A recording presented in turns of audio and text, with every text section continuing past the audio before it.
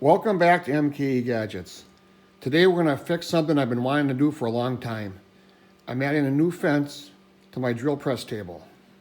And the fence I'm going to make today you can add to your drill press table, router table, chop saw, table saw, sliding sled on your table saw.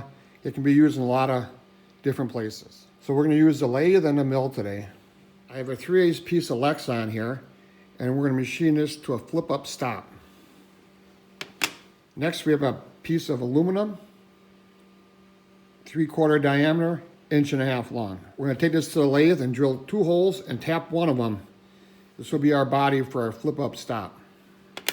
We're going to take a piece of aluminum angle iron and make 2 clamps. We'll be using 2 brass thumb screws. We're going to use 2 of these aluminum hand wheels. They're threaded 1/4 Let's go over to our mill and make our flip up stop. See you at the mill. So we're at the Bridgeport mill, and I got my piece of 3/8 Lex on in the vise. We're going to center drill and then drill a couple holes for tapping. Like many projects I like to do, is the first thing I like to do is make a model in Fusion 360 and then make a detailed drawing. So this is what the part is going to look like when we're all done. Let's drill some holes.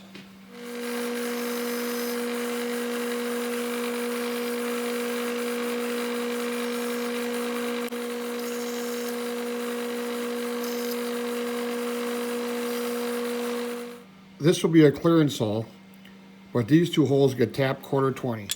Cutting tool I'm using, 3/8 diameter, 2 flute, high-speed end mill.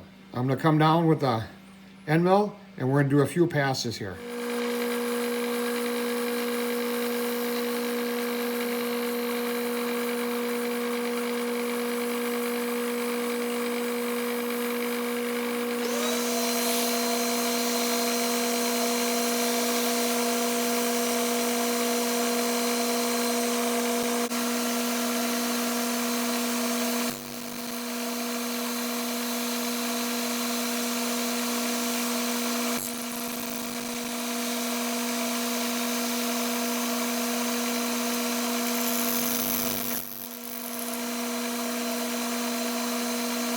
The milling didn't clean up this corner all the way.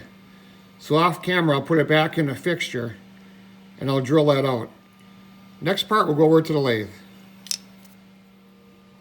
So this is our part, aluminum. It's 3/4 diameter, 1.5 inch long. Got one in the chuck. We're going to center drill with a number 7 drill, 1 inch deep. I got a red mark on there, and then we'll tap it. First, we center drill.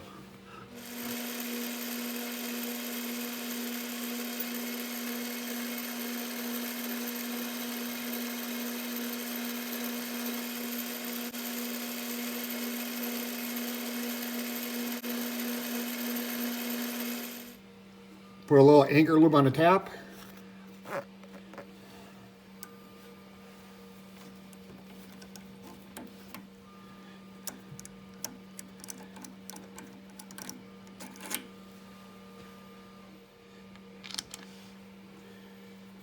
With the hole tapped, I'll blow out the chips. We'll go back to the mill and drill a 1/4 inch side hole. Back at the mill, we're going to drill a 1/4 inch side hole, a 1/4 inch from the end. Off of the drawing, here's our 1/4 inch hole, 1/4 inch from the end. First, we center drill.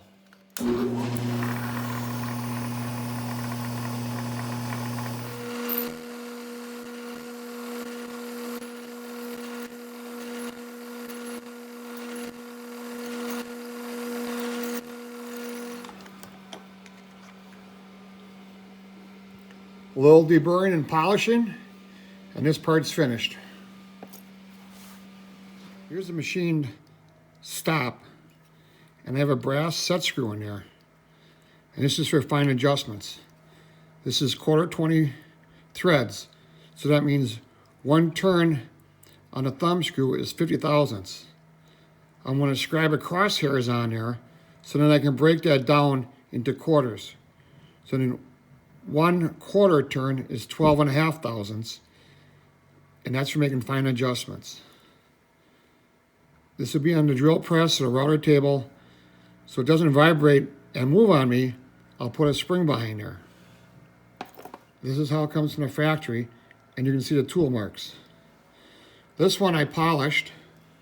Now on the machine crosshairs in there with a centering drill. It's a tool I have with the sharpest point.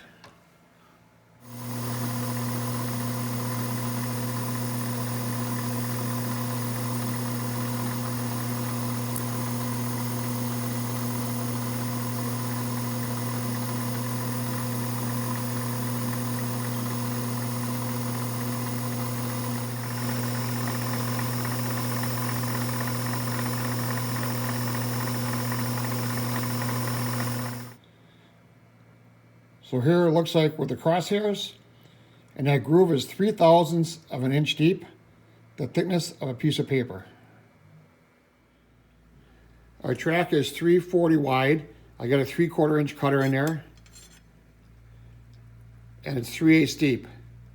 I'll take 3 passes. I'm using a 2-flute high-speed steel end mill.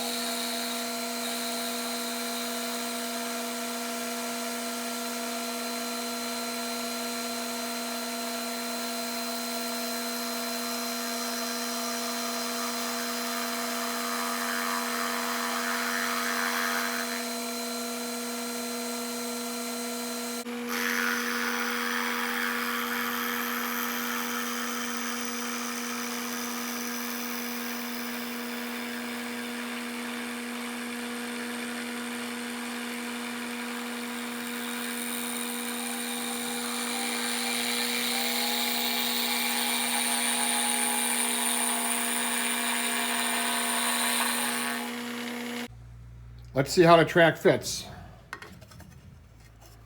I think that looks good. Turned out pretty good. So assembling this is quite easy. 1/4 inch hex bolt in the track through the 1/4 inch hole. I put a nylon washer on there. That's so these two don't get galled up when you tighten them down. So put your hand wheel on. Remember, you can buy plastic ones with threaded inserts at any Mega Big Box store. Now here's the brass thumb screw that has crosshairs on it and a spring to stop it from vibrating free. A second thumb screw with a washer, and that just threads into the center of your aluminum part.